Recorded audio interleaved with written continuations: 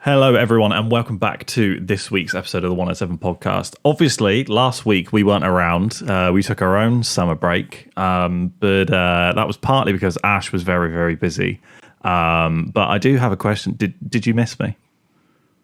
Miss who? Sorry? Me? Did you miss me over the break? Forgot your name. Well, that's it for the one.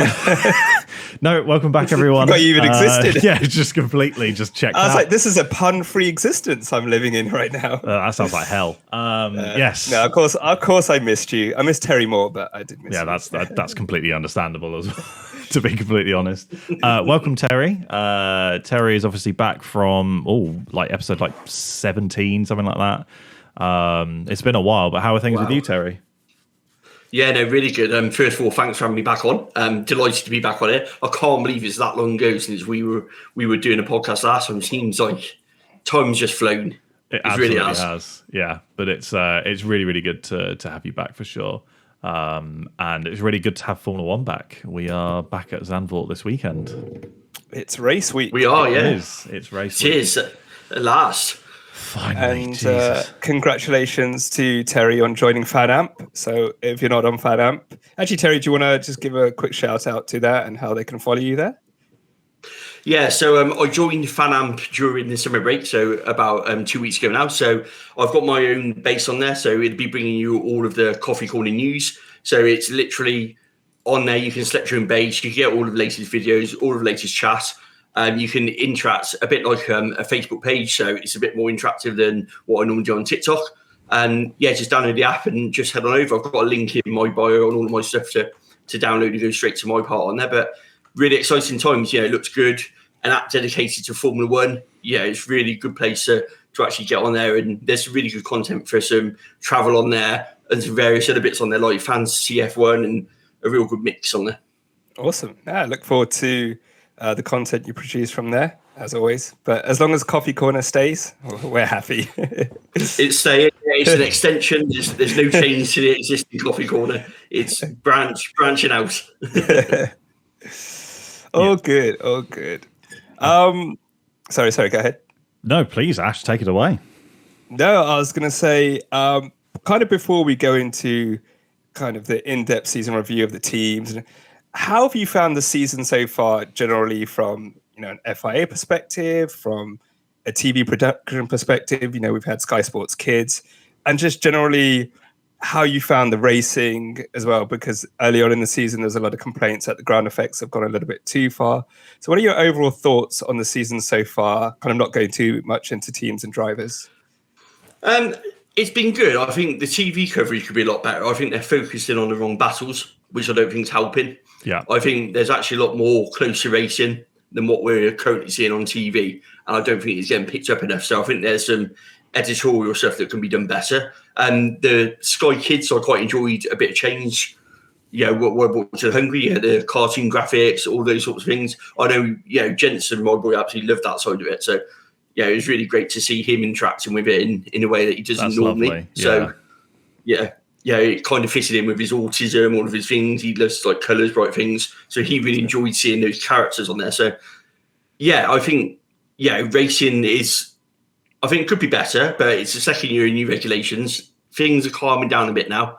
There's been a few shocks in there, as I'm sure we go through, but I think it's getting a rough sort of coverage when it doesn't need to, in a funny sort of way, just because of obviously what's happening towards the top. So yeah, there is that thing, like it's kind of just a Red Bull advert every couple of weeks kind of thing. Drink Red Bull. And yeah, there is closer racing, usually in the mid pack and down throughout, that just gets missed out. And I think, like you said, can actually show, Formula One is more exciting than when it comes on with Max dominating, and we know he just races away with it. But there are some great midfield battles that hopefully they'll start to focus on in the later half of the season. But I'm kind of in agreement. I think maybe Jacob is probably more attuned and probably speaking on this a little bit more. But it seems that they're making too many changes, if that makes sense, like changing up sprint qualifying and how it is now, and like rule changes and clarification of rules, and like, what does this mean? What does that mean? And it seems like a little bit's coming too much at once, when it's like, we don't mind a change, but kind of just slowly roll it out. I don't have a problem with testing things. That's my thing. Yeah. I don't have a problem with you giving it a go once every now and again, like the new quali format where it was each like a different tire compound during Hungary. Brilliant, absolutely love that. And if you wanted to do other bits and pieces like that, go for it as a one-off thing, especially during a sprint quali, because that's when you can really mess around with things, because there's not as many points on offer, let's be honest.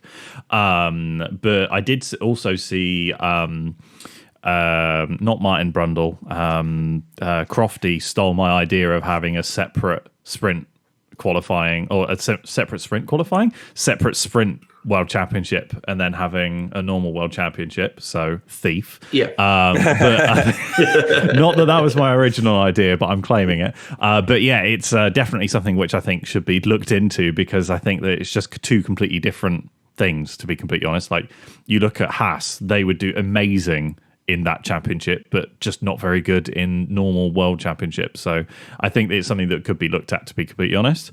But like, my biggest gripe, I guess, is changing tire compounds halfway through the season. That's not on, unless it's for safety, which obviously 100% on board with, but this didn't seem to be. And although it's jumbled things up and made things a bit more interesting, it's just not right. It doesn't sit right with me. That would be my only bit of feedback. What do you think, Terry? Go on. No, I was just about to say, I think you're right. We've got to try these things in places. There's never a good time in Formula One sometimes. Yeah. I think there's a lot of work to be done still around sprint weekends. Friday Park Fermi, for example, things like that. I think of just making things less entertaining because of the rules and regulations they force themselves into by having it on there. So I think there's some work to be done on that. I did the idea of a separate championship. I even like the idea of branching out a bit and making rookies drive some of the sprint races as well, which would be really good for them as well to get some experience. So even if you had your rookie sessions as part of a sprint championship, there's some things you could on that. Tyre compounds, I think my big gripe with Pirelli is completely on tyre compounds for the whole year, not even the changing from. They are rubbish. Yeah. They are absolutely the worst set of tyres. You can't be having situations like Max where he's 20, 30 laps in on a set of tyres that shouldn't be lasting, setting fastest laps still on old worn tyres. And then you got someone like Checo, who I think was on mediums at the time, fresh set of tyres, can't get near him. Yeah, that can't be happening in Formula One. I get they've got to be safe, and I get that, like you say, safety is paramount. No one wants to see exploding tyres and crashes. Honestly, just very quickly, for me, bring back Bridgestone or Michelin, because Pirelli they're just not up to scratch as far as I'm concerned. Well, to play devil's advocate, and I only say this because I think this is what DC mentions a lot, and kind of question for you, Terry: is it Pirelli or is it the FIA who mandate this is what we want the tyres to do? We want this to last X amount of laps, and we don't want it to be. Are we kind of maybe placing blame at the foot of the wrong person here? Because Pirelli is like, we can make you a tyre that lasts 5 laps, but and we talk about sustainability. I think it's a bit of both. I think there's a bit around it being Pirelli and that side of thing, but I also wonder sometimes if the pressure from the FIA is, when we talk about compound changes, is that a sly way to make the season more exciting without us knowing? So did that pressure come from the FIA, as in, we're not going to change the rules, but you know what, we're going to put pressure on Pirelli to change their compound tyres? Because we don't see the data. When Pirelli say, the sim data was telling us something different, but we don't see that. We've not seen any evidence. We've not seen any tyre blowouts. We're not seeing any issues with tyres for the first part of the season. So actually, what was the reason behind it? I get what they say and what the press release said, but where's the evidence of that? If anything, I would have said it was the opposite. Those tyres were clearly able to hold the pressure and the stress on them because there was no issues with them. So is it a roundabout way of doing it without actually being out in the open? It's the FIA. These things happen. So true. Yeah. Yeah. And kind of just to kind of touch on that, something that we've mentioned on earlier podcasts is, I know the FIA put all of their statements out on their official website, why they gave a penalty, etc. But I think it would be really helpful if they essentially kind of do like a press conference. Like, I know I don't know if you're into the Premier League, but one of the things that like crying out for is like have the referees explain their decisions, but come out and talk to the people and explain why. So I think for all the media that the drivers and the teams do, have the FIA come out and say, these were some contentious results. This is why. And instead of being a piece of paper, they come out and actually talk to the audience.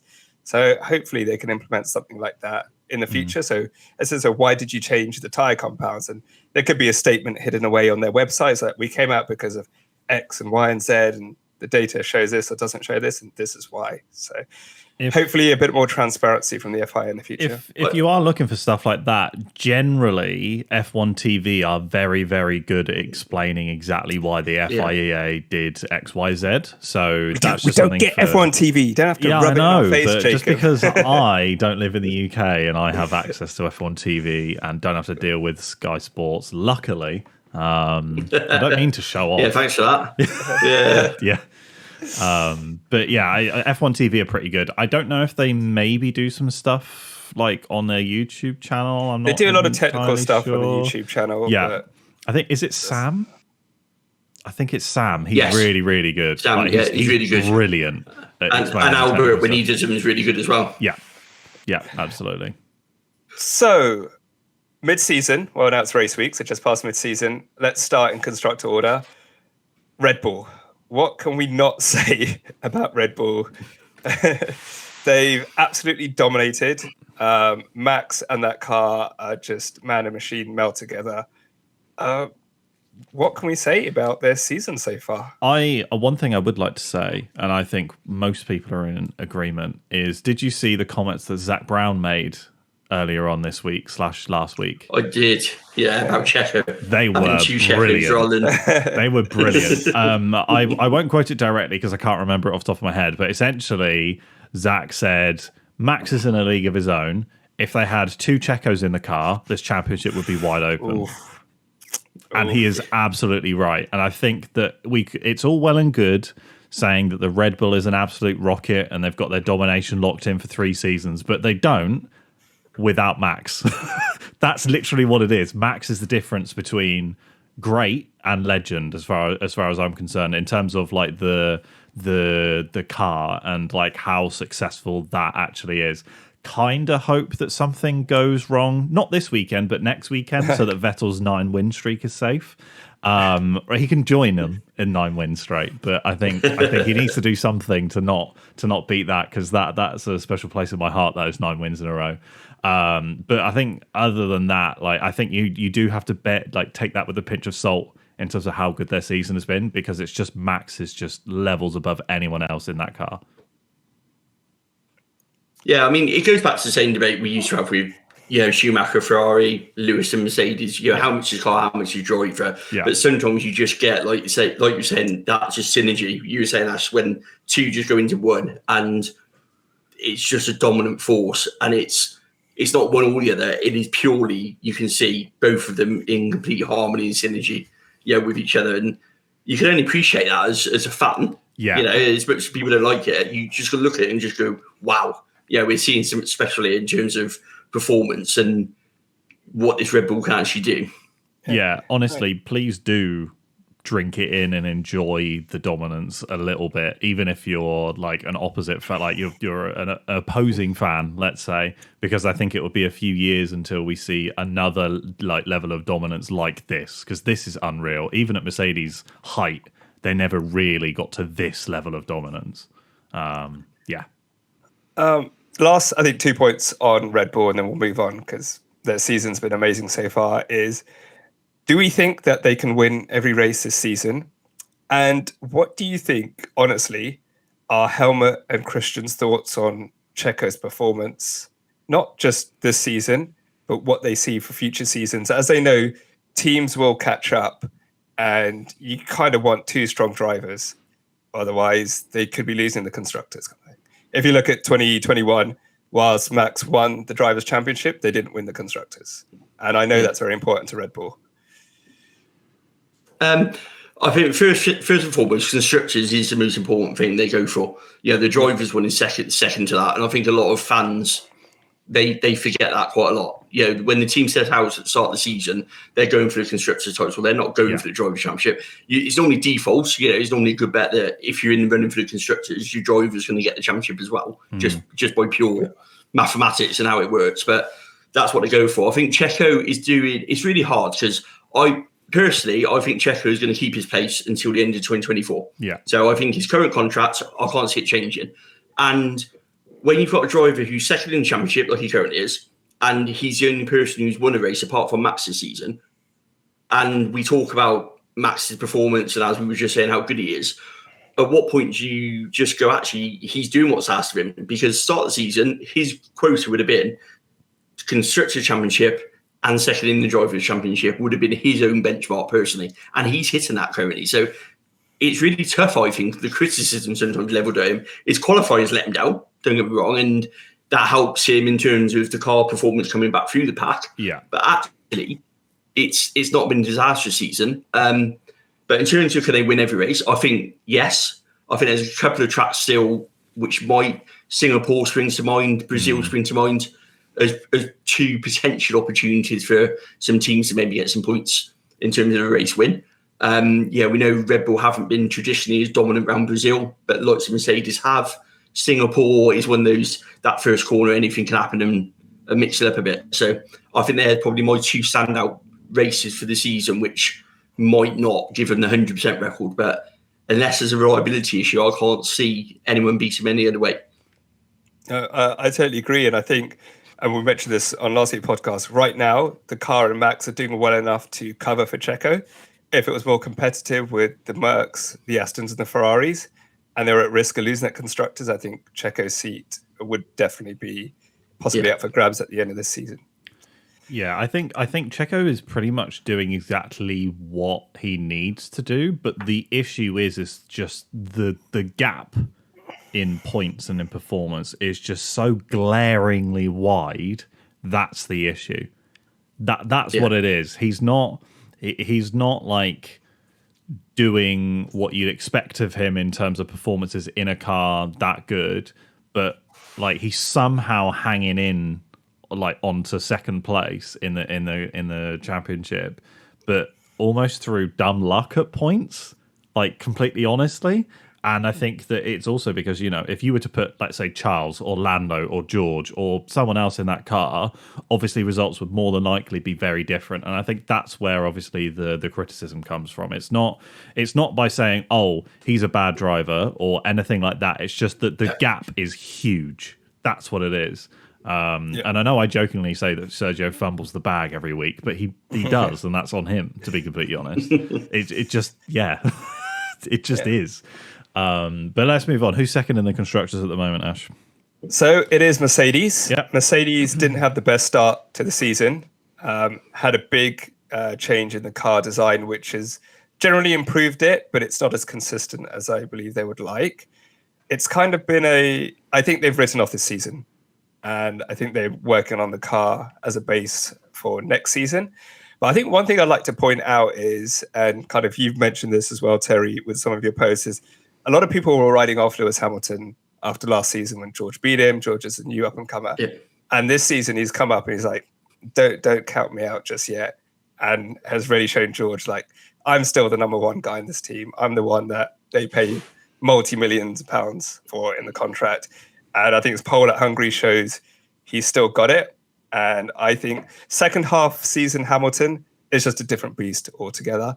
And I think if there's anyone that's actually going to win a race in the second half of the season, I know Fernando was up there. It would be interesting when we talk about Aston, what will happen for them in the second half of the season. I think he's a guy that's going to break that Red Bull dominance. But yeah, how have you found Mercedes, George and Lewis in the season so far? It's been an interesting season. I think, like you say, they made the development change. They made it too late in terms of this season. A lot of the work that's going into the W14B, as it's most commonly known, is getting ready for the W15. So there's a lot of development work, which is giving them a bit of help now, but is actually more about the baseline for next year. I think from their point of view, they know they made a mistake, but cost cap has really restricted them. They've been open about there's a lot of things they would have changed on the car, but they can't because they're not allowed to. And I think when we talk about the dominance year of Red Bull earlier, I think in a non-cost cap area, we might have actually seen a very different style at the front because, we all know that the money bags behind Mercedes would literally chuck the kitchen sink to get that performance back, but they can't. So in terms of Lewis, I think he's come out this season fighting. I think last season he had a 2021 hangover, which is totally understandable. He lost the championship in the circumstances that he did, and then the car wasn't nowhere near performing. I think he probably spent the first half of the season thinking, do I still want to do this? Which is normal human nature when you think about what he's achieved and what happened. Whereas this season, I think he's definitely shown that he still wants it, like you said. Yeah. And he's definitely proven a point to George. He didn't like that at the end of last season. You could tell that. And I think on one of my posts, even pre-season, I said that he would be looking this year, if nothing else, to put the beating on George to just say, actually, I'm the number one Mercedes driver. You're up and coming, but you're not there yet, mate. Yeah, I agree. Jacob, thoughts on the Mercs and the drivers? For me, I think Lewis's pole in Hungary was unreal. It's one of those things which you can only do if you're that good. And he just is that good.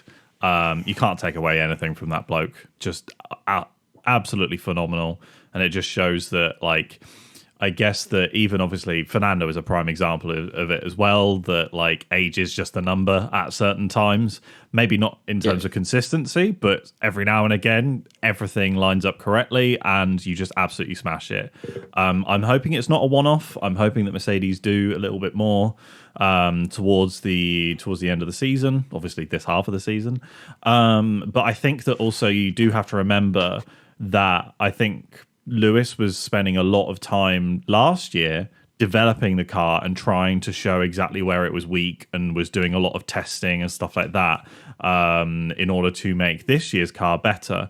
So I think that you do have to take that in mind that, maybe Lewis would have scored even 10% more points than he did last year. And I think that, on a different day last year, Lewis very easily could have won in Brazil. So, I mean, it could have happened. And I honestly think that the win only happened because Lewis was doing development stuff in the car during the first half of that season last year. So it'll be very interesting to see what happens this year. Obviously, Singapore is a track that they could do very well at, as is Brazil. So who knows? Maybe Lewis will bring it back to Brazil. The only thing really that I would argue is a real negative coming out of Mercedes, even with their performances, and it's not been amazing, but it's not been terrible. They kept complaining that the car was rubbish, and it was like, mate, look at like McLaren; they are in the bin. But I think that the only thing really looming over them is the Hamilton contract talks, which I was they going just to bring need that to up. wrap it up. Like that's my thing. Just get it wrapped up. I understand that. He's not an ambassador, but he is, but he isn't. And then there's issues with contracts and stuff like that. But like we all know the contract's coming. Toto obviously leaked it, I guess, to a kid on the Sky Sports Kids F1 broadcast in Hungary, which is just brilliant. We all know it's happening. It just needs to be over and done with, I think. That's my only thing, really. Other than that, Mercedes have had a decent enough season, I think. A couple of podiums here and there, and they've shown that they're still about, essentially. Nice. So third is a team, I guess from last year, we didn't think they would be saying that they're third in the championship, is Aston Martin. So kind of a reverse Mercedes, started off really well. Fernando getting multiple podiums, the whole 33, the win at Spain. Made some updates to the car, which of course drop off in performance and allowed Mercedes, McLaren and Ferrari to catch up. So I'm guessing they've identified the problem, they're saying hopefully for the second half of the season they can get that car back to where it was. And maybe we'll see Fernando on the top step of the podium again. And I think they can. Someone with the talent Dan Fallows and the team he has around him will be able to fix that problem. And I'm pretty sure they've set this season up as like Mercedes. Like, we know we're not going to do that well this season. I guess they're overachieving. But we want to make sure we get as much testing experience to set us up for 2024. I guess the real question is not around Aston Martin, but around the drivers. Right? Fernando is performing well. He's got a contract for next year. We'll see him next year. Lance, the reason they're third in the championship and McLaren and Ferrari are close is because Lance is not performing at the same level. We know he's not the same level as a driver. But at what point do you put nepotism aside and the team first and say, maybe he's not the right person for this team if we want to be where Lawrence Stroll says they want to be in a few years' time? I'm going to make a small prediction in terms of if Aston Martin don't have that third locked in towards the end of the season, I think somebody will have to have a word with Papa Stroll and say, yeah, you need to bring in like Nico or someone like that who has a wealth of experience, or bring in a junior. Like you could very easily bring in a junior, because I mean, I think that Stroll has it, but not enough, if that makes sense. Like he doesn't have it enough on a repetitive basis. Yes, he can pull off a Turkey 2020, but he'll then put it in the wall next week 3 times in a row. Like it's just there's no level of consistency. He can turn it on and randomly have like a really good weekend, but he's only beaten Fernando once this season, and that was because Alonso was like, "Nah, I'm not going to bother attacking him." Like it's just unbelievable. Again, don't have a problem with Lance, but I just don't think that he's quite good enough for that seat, essentially. Or it could just be that it's a similar to Max and Checo situation where you could put anyone in that second seat and they're not getting anywhere near Alonso. It could be that situation too. Yeah, I mean, I was a little bit disappointed at the start of the season because I would like to have seen Felipe Drugovich drive the first couple of races just to see actually, what he could have done in it, because he did really well in testing. For me, he's a good young driver who I think could produce in competition, and probably deserves a shot in F1. And Aston Martin have got a ready-made replacement if they go down that route for Lance Stroll. So I kind of would have liked to have seen it, and then Lance come back, and then you could have had that comparison and to say actually, look how close he was to Fernando or something like that. I think Jacob is spot on with what you're saying. I think that if they want to be a championship winning side, they're going to have to make a change, and they've also got to not let. Fernando's only got a couple of years left in him. I mean, I know he keeps going on and we keep joking about Fernando retiring, but ultimately he's only got a couple of years. We know that obviously Honda are coming in 2026. Honda like to bring drivers with them as part of their contracts, as we know from Yuki and AlphaTauri, and it's a well-known thing that Honda like to do. And with Aston Martin being the only people being supplied by Honda, I'd say it's a safe assumption that they certainly want one of their Honda sponsored drivers to be in that Formula One seat. So that's going to bring its own pressure to the team and what they do with the lineup there as well. Because a couple of years down the line, Fernando, can you see Lance Stroll being a team leader? No. So what do you do there? So, and it's a good seat, like you say, with the performance. And it's a good seat. I mean, they've had their issues, like you touched on with the performance drop off. They think they've solved it. A lot of rumours over what caused that, which is quite interesting. Yeah, the main one I hear is a front wing. That was a bit of a flexi wing and a bit of a you need to change that before we tell you to change that, which is one of those. Is it a rumor? Is it not? It's one of those we never know. But if you look, it did flex a bit at the beginning. It certainly doesn't now. So who knows? But they've seemed confident they've solved it. So fingers crossed they can get back to performance, because they dropped a hell of a lot when their upgrades come into effect. Yeah, but I don't think it helped that it was paired with the tyre compound changes. So I feel like it was a bit of like a sucker punch. Double whammy. Yeah, it was a double whammy. But to put this question to you, Terry, just very quickly before Ash chimes in, and Ash is a big Fernando Alonso fan. I don't know if you knew, but last week I asked him some this or that questions. You have to pick one or the other, and I asked him whether or not he would take this over the other thing. So Alonso was to win his 33rd race, so he was to win a race this year. However, he retires at the end of the season. Is that something you'd like to see happen? Or would you prefer to see him, not win a race, but carry on for the next year or two? Or even longer? I like to see him win a race. And I think, we've got to give some younger drivers a chance as well. I think Fernando's great and he's proved that with his podiums, but also the car's good. So, he's a great driver, but look what he's achieved. And there's got to come a point, hasn't there, where you go, do you know what? Enough's enough now. Let's move on a bit. Let him enjoy his retirement a bit. Yeah, I think I said like the vibes purely from him winning his 33rd Grand Prix would be unreal, and then he could literally come out like if he was to win in Singapore or Brazil or maybe even in Vegas for the first time, and then be like, oh, and by the way, I'm retiring at the end of the year. that is almost the perfect way to go out, as far as I'm concerned. And hopefully he won't unretire again. But like, I think it's almost the perfect way to go out. And I guess also it would give him the opportunity to go and try Indy 500 and go for that Triple Crown as well. There is that as well. So yeah. But okay, cool. Sorry, Ash, you were gonna chime in. No, I was just gonna mention on Aston was their Yes. downfall was also paired, like I said, with the tyre compound change, but also McLaren, Ferrari, and Mercedes bringing upgrades that are working. True. I said the opposite, Terry. I said that Fernando would continue racing. Boring. And well, I've only listened to like the first 20 minutes of his high performance podcast, but he talks about his mindset and continue racing. Yeah. So recommend everyone give a listen to that. I'm sure it'll be a great episode. So P4 I don't really know where to start with Ferrari. I actually just don't know where to start with. Oh, I tell you one thing, not this half of the season, but the next half of the season.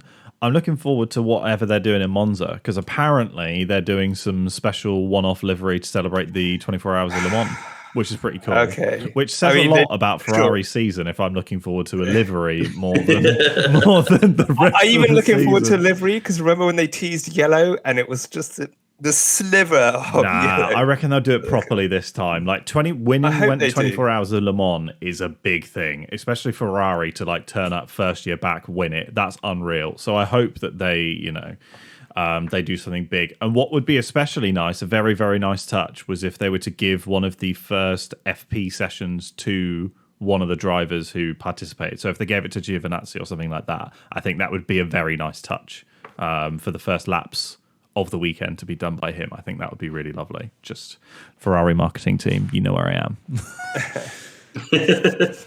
But yeah, Ferrari.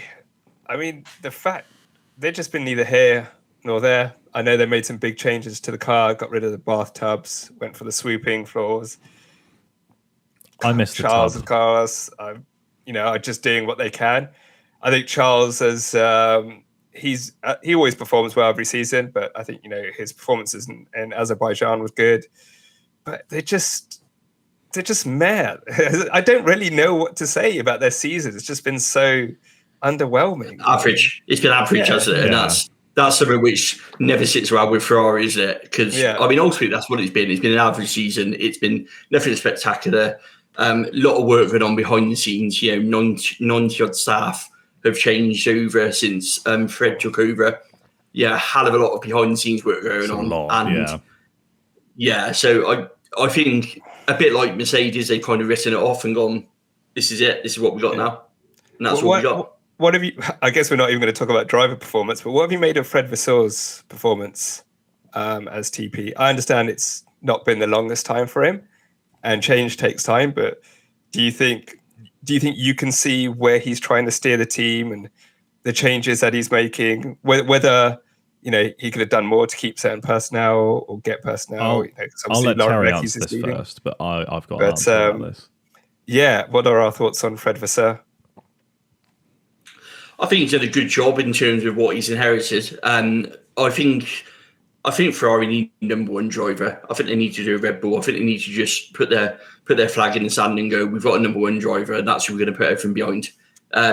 When they've got two drivers, it never works. Their best eras were the Schumacher era, when they had a designated number one driver. Everyone knew who it was. They put everything behind him and then went with it. And I think Fred's in that camp. I just don't think Carlos is the driver who would play second fiddle. And I think that's their issue at the moment. So it's going to be interesting. But he's an experienced pro. It's whether or not he can cope with the fact that they're a mediocre season. And I think he needs to come out of the gates strong next season, or he's going to be in trouble personally. For me, I think that the fact that it's taken them so long to make changes, or for us to be able to see the changes, I think Canada was an anomaly. They did very well in Canada. But I think it just shows you how deep the rot actually potentially was in Ferrari. I think Fred has got a much bigger job than he potentially even anticipated. And I think that that's part of the issue and part of the reason why this season has been mediocre, because they're so focused on, trying to set up structure and get ready for the future and trying to, change things up and refresh things instead of trying to win a championship on vibes and heritage. They're going to need to put a lot of work into that. So I think, or I'm hoping that, next season we do actually see Ferrari come out fighting a bit. But at the same time, I hear what you're saying, Terry, around, having a first driver. But in my opinion, I don't know if Charles is that person. Bear with me. And I'm saying that in terms of Carlos knows this team don't make the correct decisions half the time. So Carlos takes charge, whereas Charles is a wet yogurt. He just needs to, for once, say, no, I'm not pitting, instead of going, oh, okay, oh, no, and just make a decision, have a backbone and say, no, I'm not pitting for mediums 3 laps into the race, you morons. I'm going to stick on the softs for another 9, and then I'll come in. Shut up. Like, that he needs to have a little bit of oomph about him, if that makes sense, And Carlos is absolutely nailing that. And I think if it carries on, Carlos will probably eventually outperform Charles. Charles really needs to not grow a backbone, because I'm sure he has one, and I'm sure that he can do it, but he needs to start doing it a lot more. I think there's been teases of it happening so far this season, and hopefully he can kick on the next half of the season and make Ferrari his team, not he be part of Ferrari, if that makes sense. He needs to do what Michael did and drag them out of the mud a little bit. That's just my opinion. Yeah. I'm a Charles fanboy. I love him. I think he's a fantastic driver, and I think he will be a future world champion. One thing I think he doesn't have, and I know this is memed and it's loved about him, and I think it kind of goes to his popularity, is that if you look at Alonso, Hamilton, Vettel, Max, even to an extent Nico, these guys have a little bit of a don't fuck with me streak, right? Yes. Like you say with Carlos, which is why they're champions, right? You look at Multi-21, you look at Fernando and Hamilton just going at each other. I don't see that with Charles. I know he just seems too nice. And I don't know if it's not in his character for him to just, I know what's his name? Will Buxton says that you have to have that inner bastard if you want to be a Formula One world champion. Like, as much as Schumacher gets his controversy and his hate for his incidents he's had with Hill and Villeneuve, that's what a world champion, whether we like it or not, does, right? It's even Lewis in 2016. I'll back Nico up if it means I win the championship and force him back. And I just don't see that with Charles. Maybe he'll get it. Maybe he gets it when he's not at Ferrari if he leaves, but he doesn't have the killer instinct. And I think, like you said, he needs that. Well, at the very least, he's not showing that.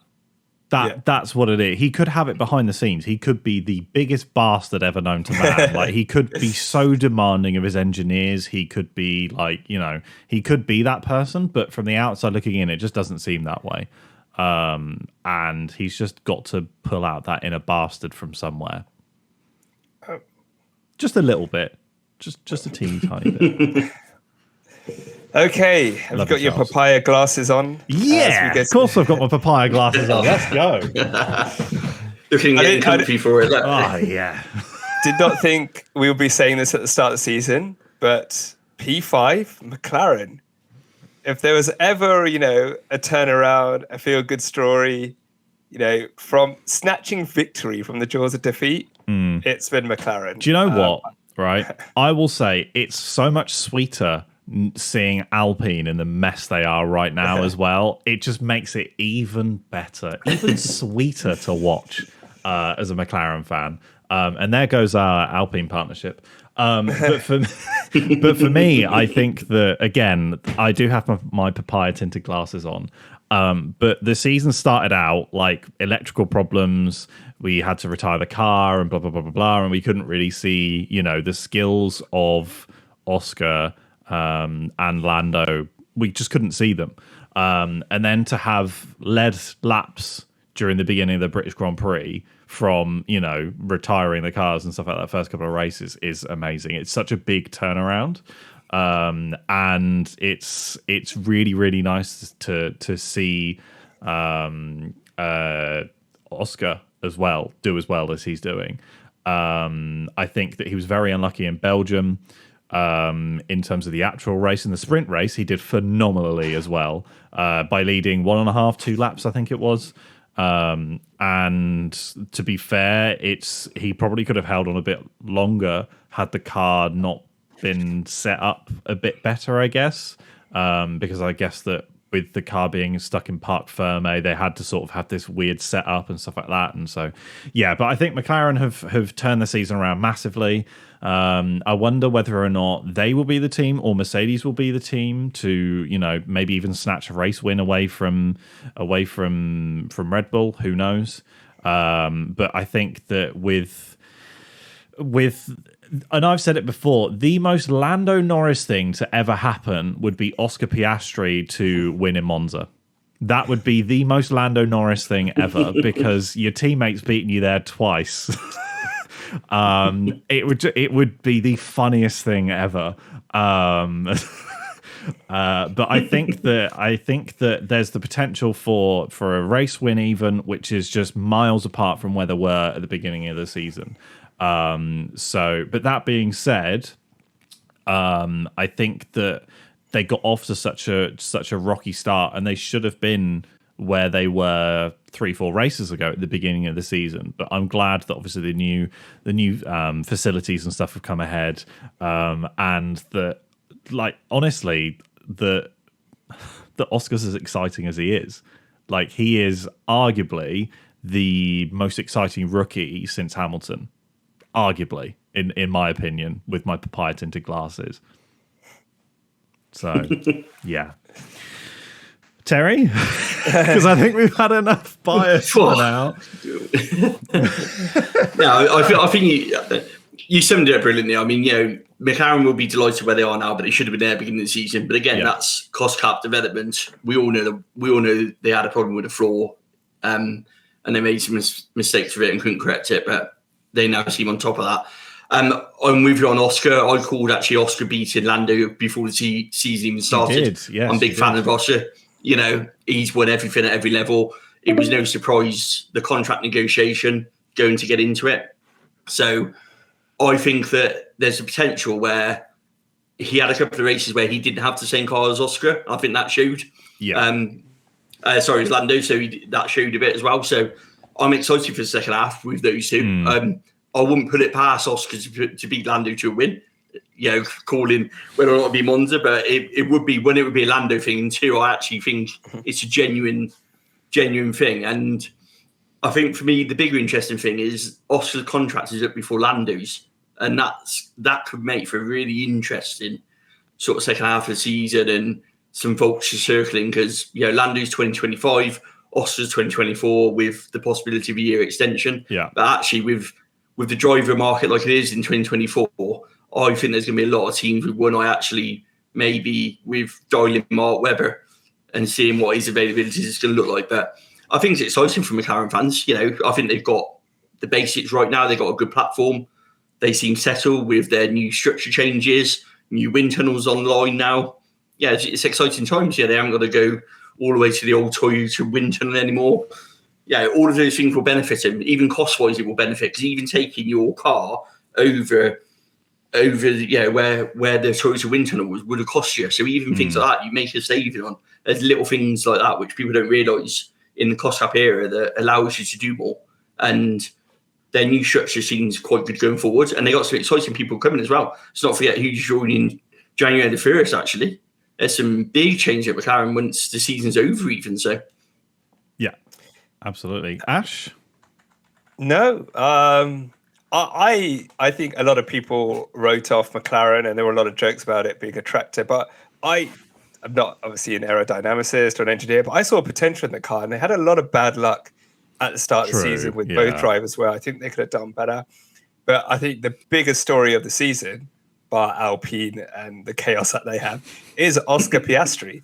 And if I'm Lando, I'm looking over my shoulder for next season because definitely I think that could be fireworks. I think especially because if you're Lando Norris, and I know that he said he's got confidence in the team, right?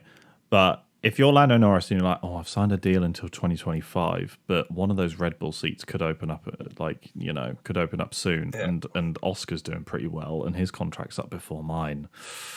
Ooh, have I made the wrong decision here? Especially because guess who's in bloody Christian Horner's phone book as part of the Red Bull family?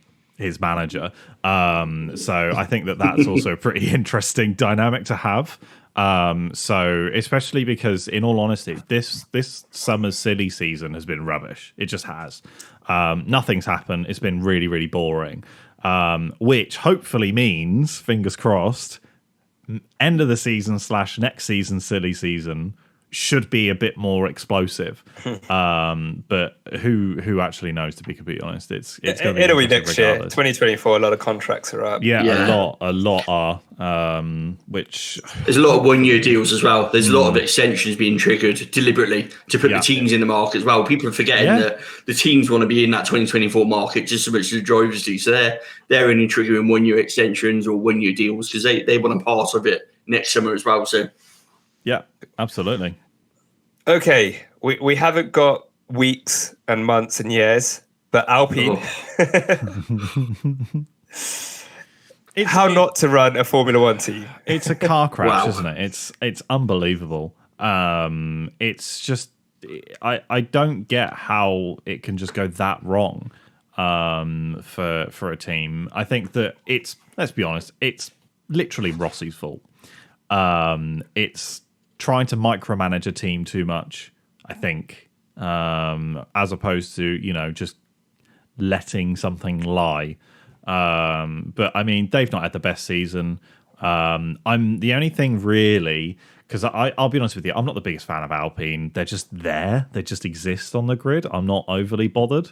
I'll talk about them, and if they do something amazing, of course, whatever, but they're just there. But my thing is that I'm kind of disappointed that Esteban and Pierre haven't got into some big argument or like on track drama. Fireworks. Like how has there been no fireworks? You're telling me that you've put two angry Frenchmen who don't like each other in a room together and nobody said anything? That's a lie. Something has to happen. Something has to happen at some point, and I want to be a fly on that wall in that room. Like I'm sure Drive to Survive will be there, or they'll make something. I hope so. They'll make something up. Yeah. So. But I thought it was going to happen in Australia when they slided. I thought that was going to be it. I thought that was it. Surely that's going to be it. Same thing, expected it, and no, nothing. It's like, but does that show you how poor a season they've had when they don't seem bothered fighting with each other? No, I think it's definitely a step up for Pierre, though. I think from him leaving AlphaTauri to go to Alpine, it's definitely a right step for him, for sure. As a driver, but I'm not too sure about what next year could bring as well, especially with, I know that it would never happen, but obviously with the rumors that AlphaTauri are going to run this year's Red Bull next year and stuff like that, which is it's just not going to happen. Like it just won't. That like there's so many rules and stuff against that. But it could even be that AlphaTauri leapfrog Alpine as well, especially with how badly things are going with Team Enstone. And any thoughts on who would replace Otmar if they decide? I'll do it. If they decide on anyone, we'll just Binotto's being bandied about quite a bit. He's still in his vineyard, I believe, until the new year. Anyway, he's had an even more extended gardening leave from Ferrari, so they gave him 6 months, and then gave him another 6 months for good measure. So, I can't see him arriving before January if he does arrive. In terms of who else is out there, there's not a lot of good team principals who you would say would go. And also, with the uncertainty around their future and how they're being run, you kind of argue which team principals would want to do it, if I'm honest. It's kind of a bit like a poison chalice, isn't it? It would probably be somebody who just wants that on their CV. That's all they want, just some sort of experience like that on their CV. So maybe like a technical director or like head aerodynamicist. Yeah, wants to make a step up somewhere. A bit like someone like Jane Fowles. Exactly, wants to make a statement. Or it could even be, somebody from one of the F2 teams that makes a step up as well. Who knows? Literally zero idea. But you're right, it is almost like a bit like a poison chalice at points. I don't know how well anyone could do in that job. We'll go through the last four together because I think they are kind of together. Williams, Haas, Alpha, and AlphaTauri. Williams, I think, have done well. Alpha seemed to start well, drop off. They've had the odd good result here with Zhu. AlphaTauri, I mean, I don't want to talk about AlphaTauri because I said Nick De Vries was going to beat Yuki Tsunoda. You have no wheel knowledge. Like, I don't get how you thought that was going to go well. I was just going on previous data. There was only 2 points in it, to be fair, when he got sacked. Exactly. So it was only 1 point to finish away, really. Let's be honest. True. But Danny Rick is back in F1 and seems to be doing well. Yeah. And Haas just, hey, we'll be good for a couple of laps and then you'll never hear from us again. Yeah, they've built the perfect quali car, is what I joked. With them about because they've built the perfect sprint race car essentially. Yeah. They go through tires really, really, really, really quickly, and hopefully they're working, with Ferrari on trying to resolve that as well. Because I know Ferrari, obviously with the partnership, and Ferrari also eat through their tires pretty quickly as well. So they're probably working on something together realistically. Who knows? The one thing I think from those four teams that you mentioned that I really want to talk about is the contracts for both Haas drivers, because I think that there are so many new partnerships with Alfa Romeo trying to rebrand into Haas potentially through the engines, and then also them having such a close relationship with Ferrari and the Ferrari Driver Academy and stuff like that. I think that you could throw a dartboard and randomize who's going to be in those seats next year. I don't know if Kevin's justified another year, which is really unfortunate to say. I think if they're going to keep one over the other, they're going to keep Nico. As far as I can see, which is a real shame, but they could surprise me and they could stick with both their drivers. But when you've got so many junior drivers hanging around, I don't know how safe that second seat at Haas is. The thoughts? Terry, thoughts on the four teams? I'd agree with what you say about Haas. I think Hulkenberg's stopping. I think it's all the noise and everything I'm hearing is Hulkenberg's definitely going to be staying. Yeah. It's a matter of time in terms of an extension and what he's going to get. I think Kevin's in to look. You've completely nailed it with the Ferrari tie-up. Alfa Romeo sponsoring the engine, so it'll be an Alfa Romeo engine, which is really a Ferrari engine. And we've seen it before. Very much a play on words, but like you say, it brings the Ferrari partnership even closer. And I think what we've got to remember is that Sauber-Ferrari partnership is disappearing season by season. We know it's there until 2026 in terms of what Sauber buy from them. But actually, every year, Audi take a bit more stake, a bit more control, a bit more, a bit more how they want the direction to be. And that's not a Ferrari direction. So every year another ring gets added. Literally. It's. I think it's a 5% at the moment. It seems to be 5% every year. It seems to be appearing on the ownership. But there's a lot of noise coming out now about Sauber being tied up with actually being middle of the road and actually starting to develop for 2026 now. So I think Kevin Magnussen, if he does survive, it's going to be only because they can't secure a second driver who will do what they want to do. I think Mick Schumacher might have kind of put the doubts in Gunter's head about going for a rookie, which might work in Kevin's favour for another season. Would be the only thing I'd say. In terms of that, I think you're right. I think that what helps as well is that they know it's the car, not really the driver. Like they understand that like the car is just not where they want it to be. So that also goes in Kevin's favour as well. And especially with, as you mentioned, Mick, not really cutting the mustard for them in terms of, crash damage and stuff like that. That would probably point them back towards Kevin. But I mean, who knows? I've got absolutely no idea. And I do think it's 50-50, to be completely honest, as to whether or not he stays. I think if he does stay, it will be taking a pay cut. Because I don't think that, let's be honest, I don't think that Magnussen has a seat anywhere else. So I think it would literally just be a case of, right, well, you're going to take a pay cut and then we can spend some more money on the car, so you do better. Or we'll bring in Vesti, for example, or we'll bring in Jack Doohan or someone like that. Like that they could very easily do something like that. Maybe not Jack because he's Alpine Academy, but you get my point. They could bring in a rookie. Yeah. Final question, just to wrap up the mid-season review.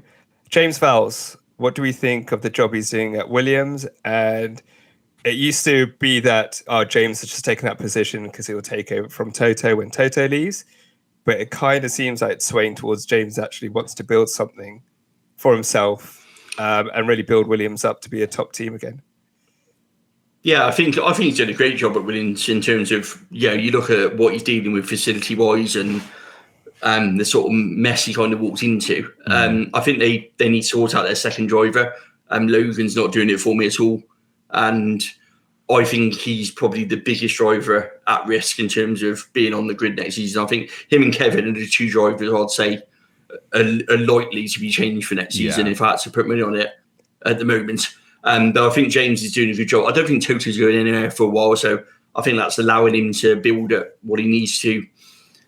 At Williams, I think the team behind Williams have made it clear they're not there to just sell it off, which I think was the initial worry when they came in. That obviously being what they are, that the initial thought was they were going to come in, build it up, and just run for the exit. They've kind of proven that they're in it to make money and in it for the long term. I think the FIA could do with backing them in terms of their capex and their facilities. I think it's absolutely ridiculous that you can't upgrade 20-year-old facilities and get penalised for it. I think that's just, you either want teams to succeed or not, don't you? So it doesn't ring true for me. When you've got Aston Martin building a whole new factory outside of the cost cap, exempt from it, you've got wind tunnel projects going on that are outside the cost cap. They should be allowed to do the bits they need to do on the factory without any sort of repercussion cost cap wise for it. If they got the money to it, it's where I don't agree. If a Formula 1 team's got the money to spend on their facilities and upgrades, and that's where we shouldn't be stopping doing it, because if their performance drops off, that's when you're likely to lose them from the sport. True. If they can't build the facilities, they're more likely about to just disappear. So it's one of those, isn't it, really? Yeah. But I think he's doing a solid job. And I think they'd be happy with separate. Yeah, you're absolutely right. And I think you're right, Terry, in terms of like potentially there's maybe even a rule within the not the Concord agreement. I don't know why that popped into my head, but within the agreement within the teams where if a facility is older than 10 years old, let's say, you are allowed to spend whatever you want outside of the budget to renew that system or that building or whatever, but it has to be approved by the FIA. So you have to show when the last time it was that you brought in new technology or whatever it is, and you have to be able to prove that that is still the technology you're using. It's older than 10 years. You are allowed to spend outside of the budget cap, but you can't spend something ridiculous. It has to be like approved by the FIA. So you can't, like, I don't know, say for example, it's a wind tunnel that you've had for 10 years. You build a new one.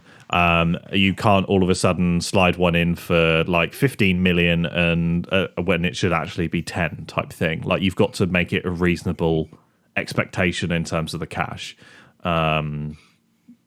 That's just my opinion anyway. Maybe that's something that needs to be looked at.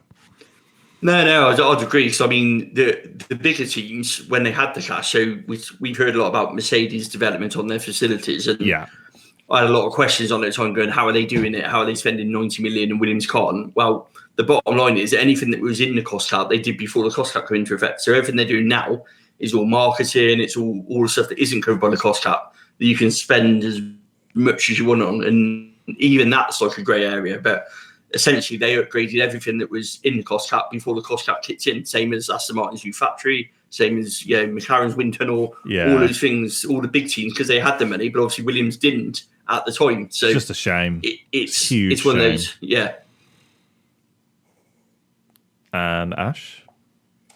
I think I just covered it, really. It's just, I agree with Terry, where you're pricing people out the sport with this cost cap. And if a team can't, like you said, what did you mention that some of the stuff was like 10 years old at Williams? No, it's like older. It's like 30 older years old. Like 20 years old. It's like, how do you expect them to bridge the gap to the mid-table? Because they're both, I think they're all on around like 11 points, 0 points, 3 points to the mid-table. and then hopefully to the top of the table if they just can't change what they have and what they're doing. And as well as I do, and I'm sure that you have your thoughts and hopefully they're aligned with myself, is these top teams are working around the cost cap. No doubt about it. Yeah. They are spending way more than they're supposed to. And teams like Williams and all that are suffering for it, kind of thing. Because even if they're not, but they don't even have the means to set up a whole new company or have a Le Mans program or a new hypercar program where they can hide some of this costs and move stuff around. So I believe it's like financial fair play in football. Yeah, I believe that the only thing that Williams have outside is like they've got some sort of company which is like Williams Applied Technologies or something like that. I'm probably butchering the name, but that's to do with electric vehicles, so probably stuff to do with their Formula battery E. and stuff. Yeah, Formula E battery bits and pieces as well, which is good for 2026, I guess. That could potentially come into play, which is nice. But that's, I think, the only thing outside of Formula One really that they do is stuff around like electric powered bits and pieces. And I only know that because I follow them on LinkedIn. That's literally the only reason I know about it. Compared to Project Valkyrie or AMG Project One, like where they are big, heavy hitting things, which very clearly any moron can see that clearly there's got to be some sort of fudging of numbers or some sort of, I accidentally left this file on the photocopier in the factory. Oh no, crime. Stuff like that. It's very obvious that something or some sort of communication or passing of information is happening. It is very obvious. But at the same time, I don't know what the FIA can do to limit that, because, I mean, you can't say you can't develop a car for Le Mans, you can't develop a hypercar. So I don't know where the buck sort of stops, really. I mean, they could do something... Sorry, go ahead, Terry. No, I was going to say, they're getting better at it in terms of allocating stuff, but we all, it's all around third party, isn't it? I mean, even like Adrian Newey's contract at Red Bull isn't clear what it is. It's a contract to contract. It's it's a business. He's a consultant. I won't name the team, but there's a Formula One team who I know who I was talking to somebody who was a third party contractor, completely decked out in full team merchandise from said team, and doesn't technically work for the team, but was quite clearly spending a lot of time in the factory and quite clearly spending a lot of time on the Formula One projects, but wasn't officially on the payroll because owned their own company. So it's obviously happening, and I think the FIA know it, and they're trying to clamp down. But like I say, where do you do it? We had James Allison in the Ineos boat project. Even we've got Red Bull Advanced Technologies and the stuff they're doing, and it's endless. All these other businesses they're doing. Yeah, so technically Helmut Marko isn't employed by the Formula One team as well, so there's some sort of loophole there too. It's just, there's so many like grey areas. That's what I mean. Helmut Marko, if you go on, is a shareholder for Red Bull, but he's down as a hotel owner, which gives you everything you need to know about. Not even as a driver, manager, or not even anything. His profession listed on Company's House is a hotel manager and a hotel owner. Sorry, so that tells you all you need to know about what's going on in the world of Formula One, isn't it, really? That, I didn't even know Helmut Marko owned hotels until I looked up on Company's House. Apparently he does, Jesus. Cool. I think that's mid-season review done. Yeah, that's this half, but now we've got a whole other half to look forward to. True. Well, I say that we've been all sat at home twiddling our thumbs waiting for F1 to come back, but I mean, I'm going to be the first person to say it's just going to be the Max Verstappen show again, and I don't know whether or not half the fans will even be interested. That's the one thing. We just look at the Formula 1.5 championship. Yeah, Formula 1.5 championship. Yeah, that definitely helps. But I think that it's all well and good for going back to racing, but it will just be the Max Verstappen show again, which leads me into one of the things which I think I spoke to you via DM about, Terry, which was if we had to not put your money where your mouth is, but if you were a betting man and you had to put money on which race Verstappen was going to be confirmed as the drivers' champion like this year, what race would you bet on that happening? Because let's be honest, it's going to happen. Unless, something I've stupid even done happens. the maths. What is the maths? Are we as close as... So Ash looked it up last week before? Our last episode. So we looked at the maths. I think the earliest you can do it is Qatar. On a technicality. But like that's only if Sergio DNFs every single race between now and Qatar. I think I think Sergio has one. No, if Sergio doesn't win one race before Qatar, I think Max does it. Was something like that. Crazy. Yeah. I think he'll do it in Japan again. But I think it will be very obvious that he's done it this time and not like last year where nobody really knew. Yeah. I mean, from a Red Bull Honda partnership, they firmly like him winning in Japan. Martin wise, it always goes down well, doesn't it? So I'm not for 1 minute suggesting that Red Bull would try to manufacture that way, but it would be a very good marketing, and especially after what happened last year with all the confusion over it. They probably want a much more, like you say, a clear cut. A much more celebration there. Well, the race before Japan is Singapore, so it could be another crash gate. Ooh, see. Well, let's hope that there isn't, but let's hope just that there to get isn't. that Honda win in Japan. But Ash, would you like to explain to Terry what you don't want the championship to be decided by? Yeah, a sprint race. That would be the most underwhelming thing ever. Oh my god, yeah. I hadn't even thought of that. That'd be bad, wouldn't it? If you win it like on a sprint Saturday. Like, why? Literally, Saturday afternoon, you're now the champion with your little medallion around your neck. Brilliant. Yeah, that would be very, very odd. That's one of my gripes with that. Luckily, we don't actually have any sprints beforehand, but we do have a sprint at Qatar. Yeah. So, oh gosh, can you imagine? Can you imagine? It would just be so underwhelming. It really I know it's would. late season, but it would just be like, I don't know what would be worse: winning it and then not thinking you've won it, and then just being told by Johnny Herbert that you won it, and you're like, oh, okay, that's cool. Or winning it on a sprint Saturday. Or winning it on a sprint Saturday, you'd just be like, the absolute worst. Yeah, that would not be ideal whatsoever. But I still think he'll have it wrapped up in Japan. But I think it would be huge for the sport if he won it in the US at Circuit of the America. Yeah. That would be huge for the sport. To win it that weekend would be unreal. Are we going to see some Liberty Media shenanigans? Probably, yeah. I think it'd be guaranteed, wouldn't it? Yeah, exactly. They don't have their sleeper agent in Latifi on the grid anymore, but I'm sure they've got buttons that make tires explode. Have you ever seen Cars 2? They've probably got something. With the TV camera. Exactly, yeah. But yeah, I think one of those for me is what I'd predict. But I'm going Japan. I'm saying he has it completely wrapped up by Japan. Yeah. And of course, the second half of the season, we've also got the FIA could steal everybody's thunder with their cost cap certificates as well. Yeah. So that to look forward to this season as well for the second half. Yeah, that's going to be a story brewing one way or the other, isn't it? Let's be honest about it. The best stories are outside of racing. Yeah, true. But especially, I think it was rumored that one team had broken it already. Right? Was that a thing, or was that? Yeah, they said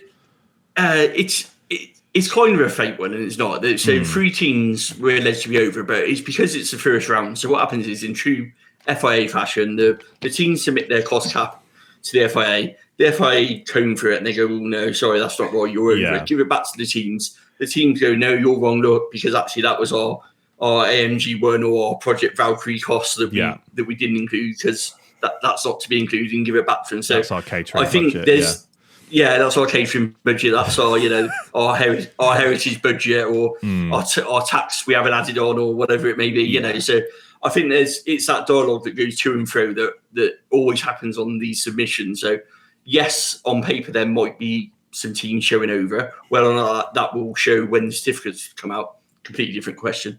I'm not at the moment. It's too soon to call it. If anything, that's what it's going to be. It's going to be because they're doing investigations, but they're doing a lot more this year. They're interviewing staff. They're pulling up emails.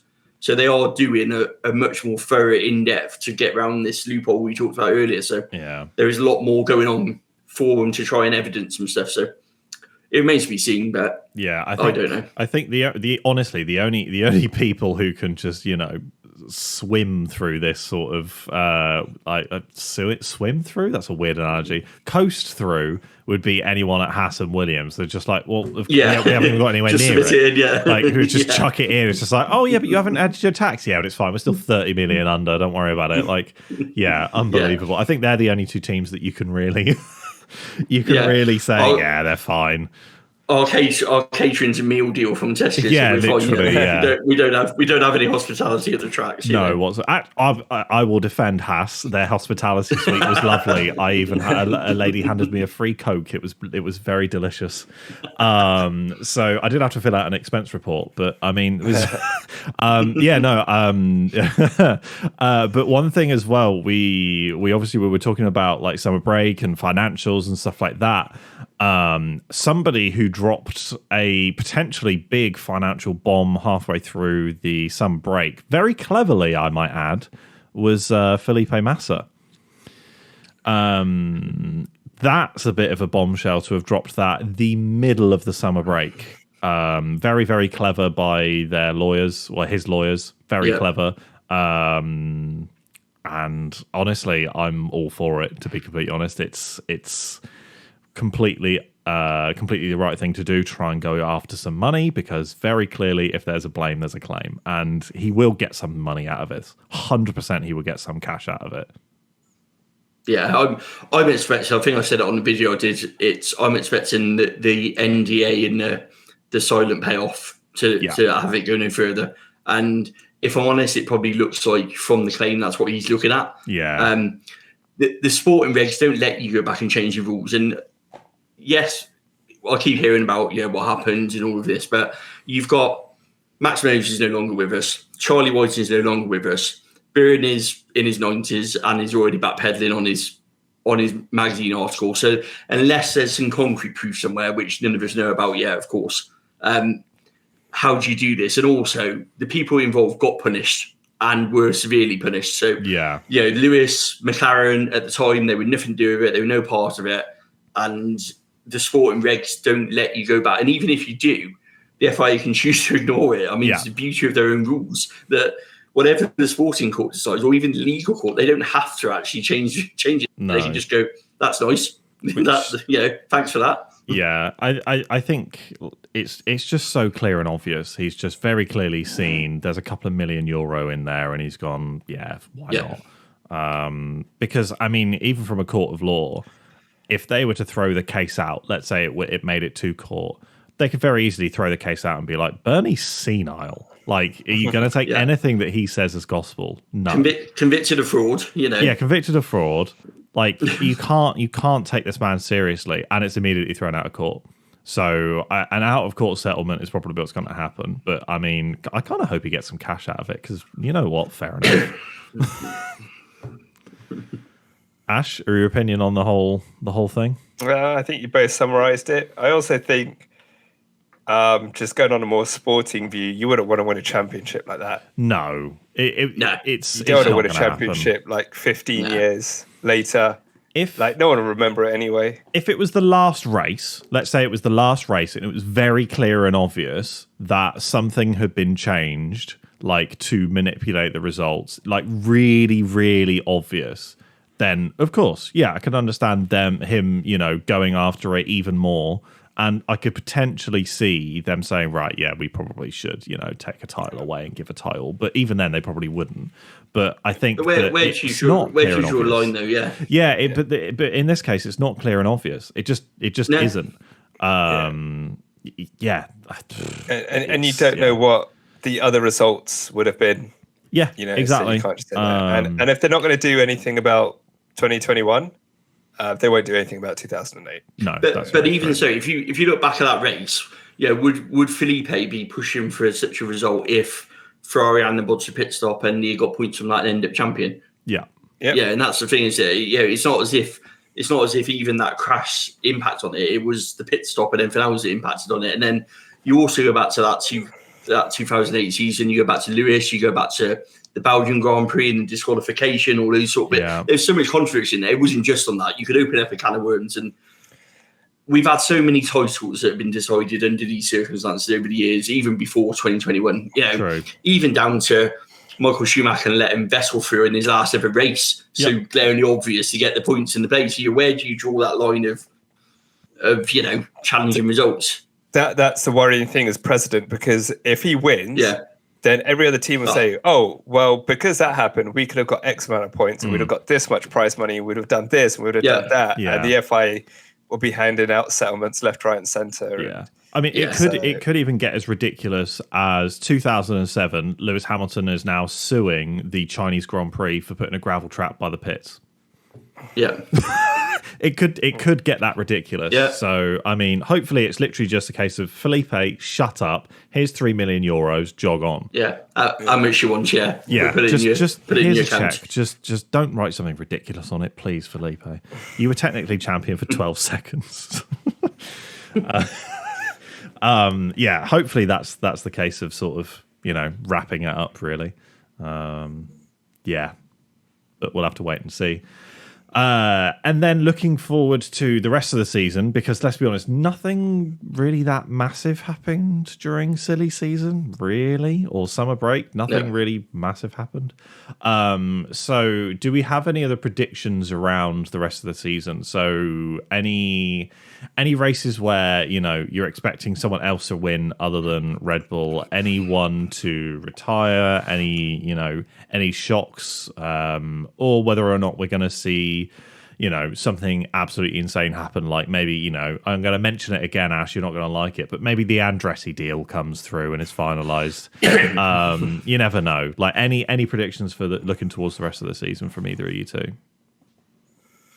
I think, Andretti, I've talked about on quite a few videos. Andretti Alpine, I think, is a very strong possibility at the moment.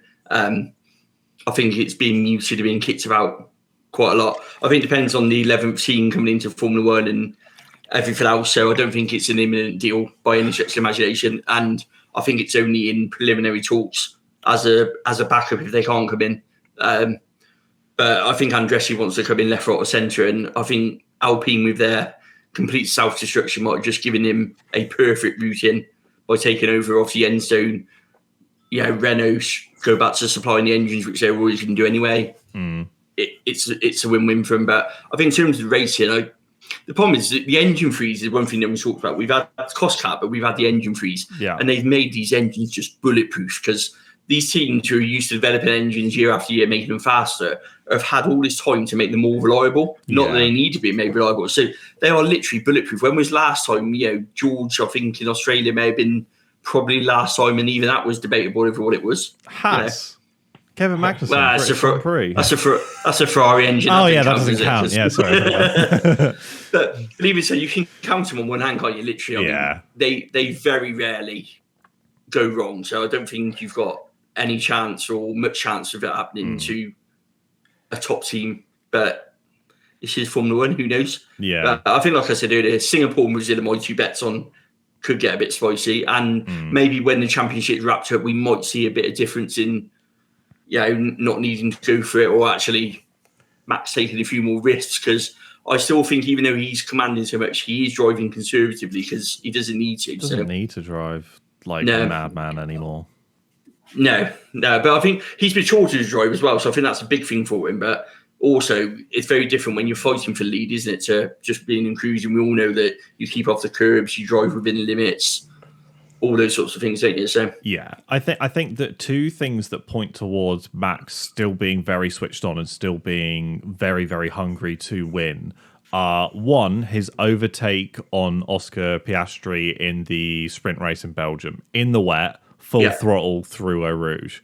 You don't do that if you don't need to, but he just went, screw it, I can probably just overtake him now in the straight, which is unreal. And the second one, which is what David Coulthard talked about on the Formula for Success podcast, around how Max essentially saw DC in the pit and decided to drive as close to him as possible in Austria purely to give him a scare.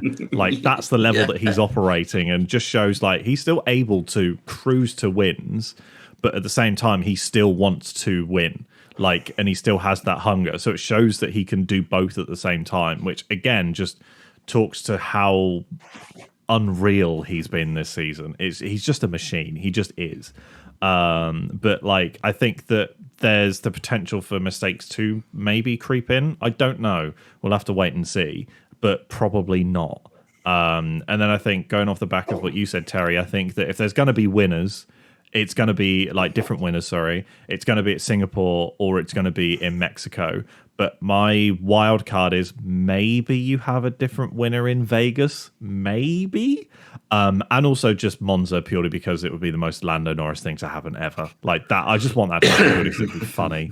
But I think that there's a teeny tiny chance outside of, you know, Singapore and Mexico, Singapore and Brazil is Vegas. Maybe there being someone else being the winner. Well, it's the unknown, is there? I mean, we don't know anything about. The drivers haven't driven it.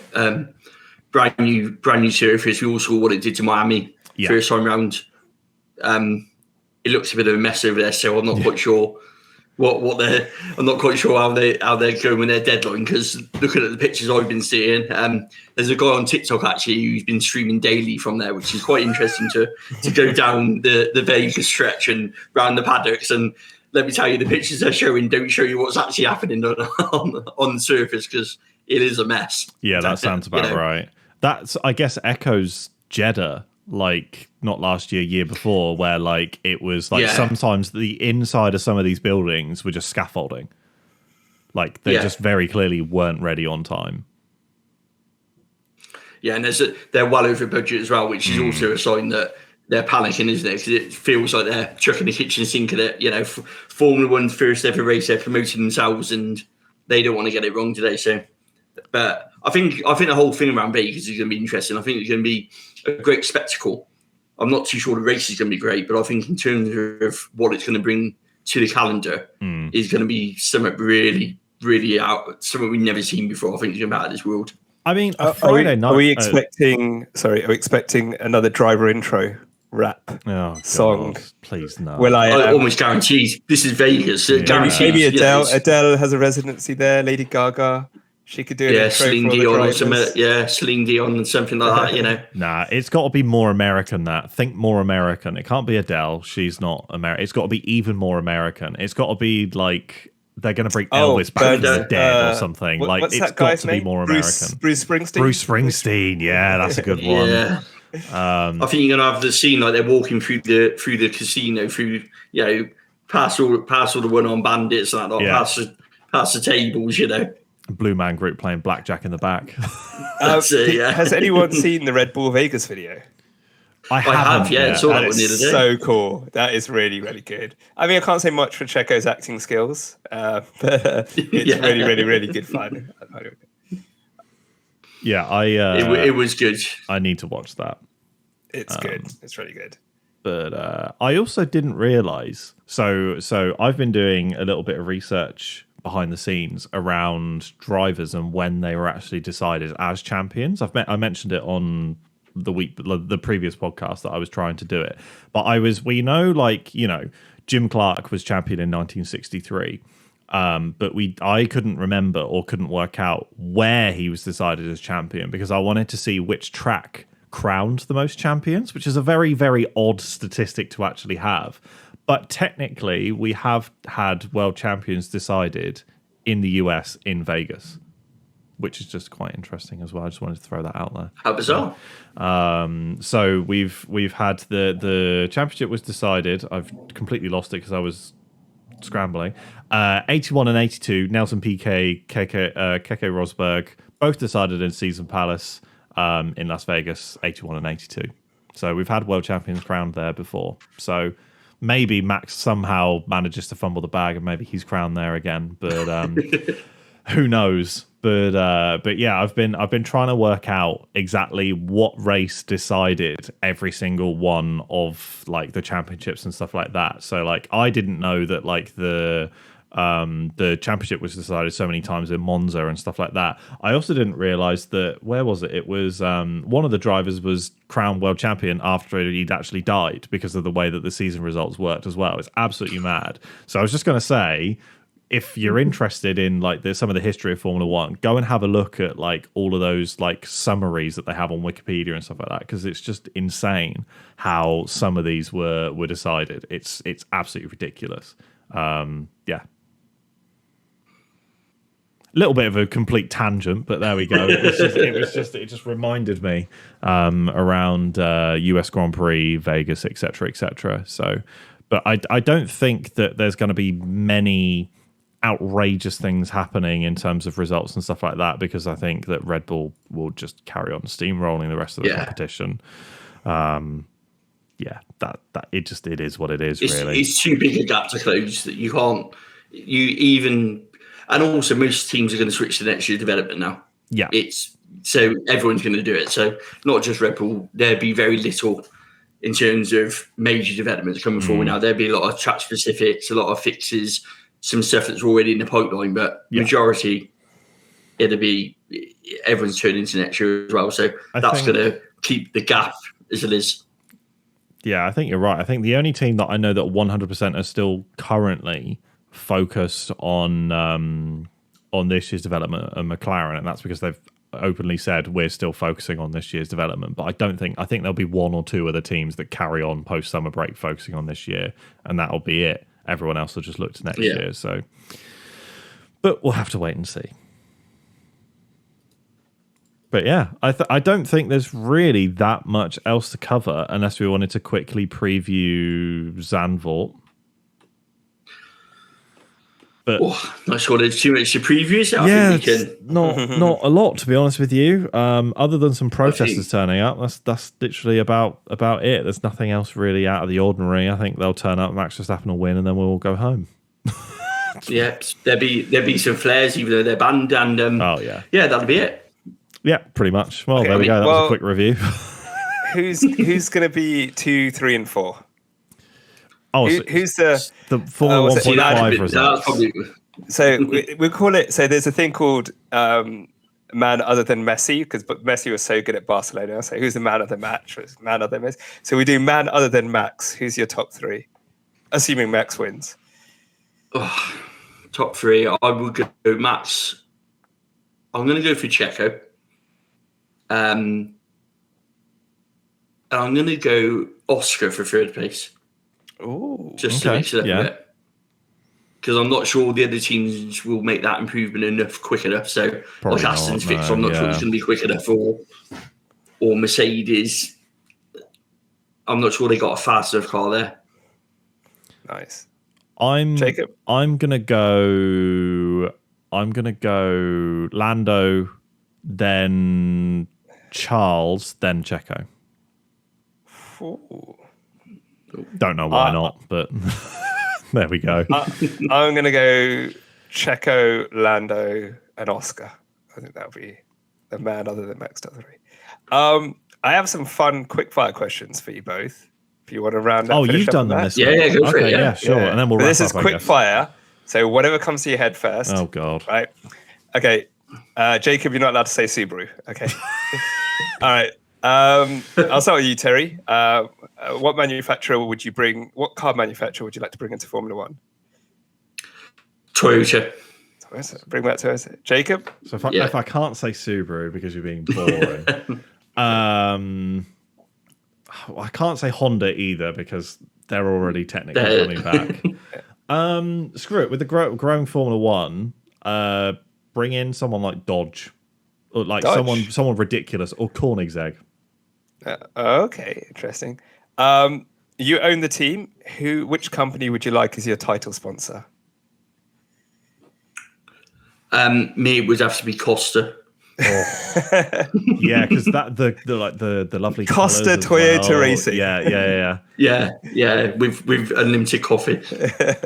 I'm going to be semi-boring and predictable. I'm going to say the Lego Group as the world's largest tyre manufacturer.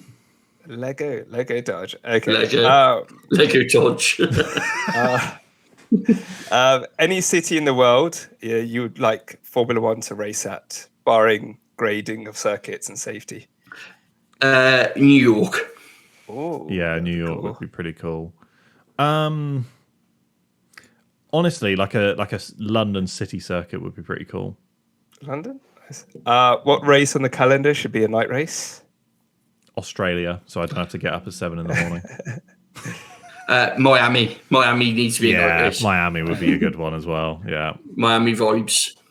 Okay, need 2 drivers for this. Which driver would be a good team principal and which would be a bad team principal? I think Lewis would make a good team principal. Yeah. I think Fernando would make a terrible team principal. See, I was going to say Lewis would make a really good one, but so that I don't steal the same answer and be a bit different, I would say. See, I don't think Alonso would be terrible, but I would say. Oh God, I've completely forgotten his name. His name's completely disappeared from my head. What's his name? He's not even current. Kimi. As a good or bad team principal? Good. Okay. Because he would say it like it is, I think. I think his bluntness would come across very well. And then a bad one. Again, not to steal the answer because that was my first thought was Alonso. Bad one would be. I could very easily go with one of the inexperienced ones like Logan because that just wouldn't work well whatsoever. Okay. Final question. You've got Paddock Pass. You've got the best seats in the house outside of Silverstone. Which race are you using that tickets at? This year I'm using them in Vegas. Yeah, I think Vegas is a very good answer. But I also feel like, Circuit of the Americas, they've got that really cool, tall tower. That tower, I want to be on that tower. Because that, I think, is like the perfect place to watch a race from. Like, that is, unless you've got your own helicopter, that's the perfect place to watch a race, I think. And or you need a toilet. Final question. Is the next world champion on the grid, or will it be someone brought in? Do you mean other than Max? Because I was going to say yes. Obviously. So that's what I mean. Do you think the next world champion will be someone on the grid, like a Lewis or a Fernando, or do you think it's going to be fresh blood? I think it will be one of those Twitch trio. I think it will be Lando, George, definitely, or probably not. So you think Alex. Someone already on the grid is the next champion? Yeah, I think someone already on the grid. Yeah. Cool. Yeah, that was it. Awesome. Brilliant. Fun times. In ages. But I mean, we said that the last time when we had you on previously, Terry. Like we could probably carry on chatting for years at this point. I know it's terrible. Yeah, it's really it's good, but it's bad. Yeah. But yeah, I guess we will go ahead and wrap up there. But first of all, thank you very much for joining, Terry. Really appreciate it because we know it was semi last minute. But also you're pretty much always welcome on here. Let's be honest. Like we're never going to say no. But it would be good to have you on maybe again towards the end of the season or maybe after the season. Yeah, definitely for sure. Like I said, doors always open. But yeah, thank you very much. Always a wealth of knowledge. Especially compared to Ash. So I think that nice, but yeah, no, thank you very much for taking this is why I don't miss you. Yeah, this is away. But that'll be it for this week's episode. Hopefully Zandvoort brings a couple of different bits and pieces that come up. Who knows what it could show, but we will find out as we enter the second half of the season. Thank you all very much for listening, and we will be back next week with a review and looking forward to Monza. Cheers, everyone. Cheers. Bye. Brilliant, thank you.